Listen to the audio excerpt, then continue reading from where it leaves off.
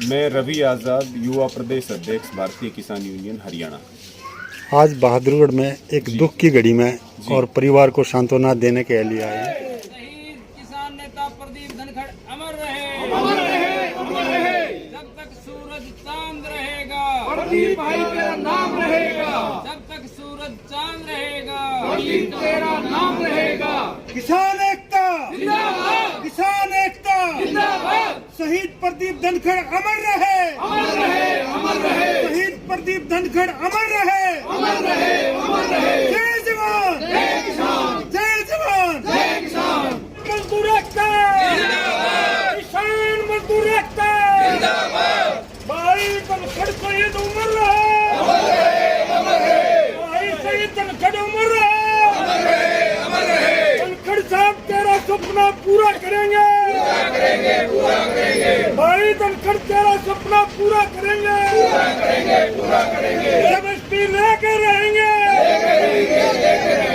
MSP लेके रहेंगे। क्रांतिकारी किसान नेता प्रदीप धनखड़ जो आज इस मसाल को जला करके चले गए हैं, इस मसाल को युवा किस हिसाब से लेकर के जाएंगे? देखिए, बहुत दुखद है।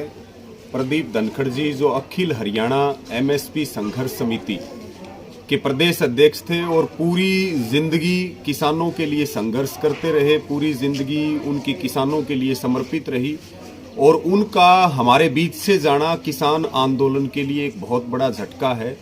आज उनकी श्रद्धांजलि सभा में श्रद्धासुमन अर्पित करते हुए हम भी यही संकल्प ले रहे हैं कि आदरणीय प्रदीप धनखड़ जी के जो संकल्प और उनके विचार थे उनको निश्चित तौर पे सब मिलकर के आगे बढ़ाएंगे और जो किसान आंदोलन चला जिससे युवाओं का नेतृत्व किसान आंदोलन में निकल करके आया है, तो निश्चित तौर पर युवाओं की बड़ी भागीदारी किसान आंदोलनों में होने वाली है। एमएसपी को किस नज़र से देख रहे हैं अभी इस फिलहाल समय? देखिए, एमएसपी की बहुत बड़ी जरूरत है। 3 कृषि कानूनों की वापसी के साथ साथ संयुक्त किसान मोर्चा की मांग, जो मुख्य मांग है, वो है एमएसपी का गारंटी कानून, जिसके ऊपर 19 नवंबर को देश के प्रधानमंत्री ने जब 3 कानूनों को वापस लेने की घोषणा की तो उस समय एमएसपी देने के लिए कमेटी बनाने की भी घोषणा की थी। लेकिन बड़ी शर्म और अफसोस की बात है कि 6 महीने का वक्त बीत चुका है, लेकिन अब तक केंद्र की सरकार ने एमएसपी के लिए कमेटी तक नहीं बनाई है। इसका मतलब ये है कि केंद्र की सरकार देश के किसानों को एमएसपी नहीं देना चाहती और ये जो सरकार है, मोदी सरकार, ये सत्ता में जब आई, जब चुनाव थे 2014 के चाहे 19 के, उस समय ये बात बार बार प्रधानमंत्री जी कहते थे कि पहला ही काम पहली ही कलम से एमएसपी देने का किया जाएगा, एमएसपी का गारंटी कानून बनाया जाएगा। या तो केंद्र की सरकार एमएसपी का कानून बनाए, अन्यथा लोकसभा चुनावों से ठीक पहले संयुक्त किसान मोर्चा जो 3 कृषि कानूनों के खिलाफ आंदोलन था, इससे कम से कम 10 गुना बड़ा आंदोलन पूरे देश में शुरू करेगा और उसकी तैयारियां देश के प्रत्येक राज्य में चल रही हैं।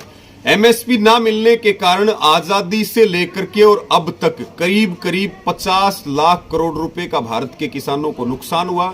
हमारी मांग है कि सभी फसलों को लेकर के, चाहे दूध हो, चाहे सब्जियां हो, चाहे पोल्ट्री का काम हो, जो किसान अलग अलग काम करते हैं इस समय में खेती से जुड़े हुए, तो सबको एमएसपी के दायरे में लेकर के आया जाए। C2+50 के हिसाब से 50% के हिसाब से एमएसपी का गारंटी कानून बने, सजा का प्रावधान हो, जुर्माने का प्रावधान हो, ये हमारी मुख्य मांग है।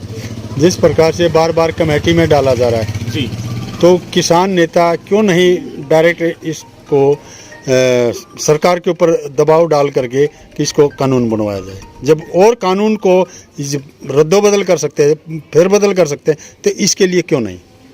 देखिए, सबसे बड़ा जो मुद्दा है, देश में जिस तरह से प्राइवेटाइजेशन चल रहा है, देश में जिस तरह से कंपनी राज लाने की तैयारी चल रही है, और ये जो 3 कानून आए थे, ये कहीं ना कहीं किसान को खत्म करने की तैयारी थी और हमारी रोटी को तिजोरी में बंद करने की तैयारी थी। सरकार की बिल्कुल मंशा नहीं है एमएसपी देने की, और इससे बड़ा दबाव क्या होगा। 380 दिन तक दिल्ली के बॉर्डरों पे और पूरे देश में आंदोलन चला, उसके बावजूद ये सरकार इतनी बेशर्म है कि वादा करके भी मुकर गई, वादा खिलाफी की सरकार ने। इसलिए हम सरकार को ये कहना चाह रहे, सरकार नहीं बनाना चाहती, लेकिन जो किसानों का दबाव है और जो आंदोलन है, उसी से एमएसपी का कानून बनेगा। या तो सरकार सीधे तरीके से कानून बनाएगी, नहीं तो लोकसभा चुनावों से पहले एमएसपी के गारंटी कानून के लिए संयुक्त किसान मोर्चा बड़ा आंदोलन करेगा और उसके लिए हमारे तमाम मोर्चे के नेता पूरे देश में जाकर के किसानों को जागृत भी कर रहे हैं और आंदोलन की तैयारियां भी कर रहे हैं। मांग कर रहे हैं सरकार से? देखिए, हमारी मांग है, प्रदीप धनखड़ जी बहुत क्रांतिकारी योद्धा थे और पूरे जीवन उन्होंने किसानों के लिए संघर्ष किया। हरियाणा की सरकार उनको 25 लाख रुपए की आर्थिक मदद दे और यहाँ बहादुरगढ़ में शहीद स्मारक बनाने के लिए, शहीद चौक बनाने के लिए यहाँ परमिशन और जगह उपलब्ध कराए।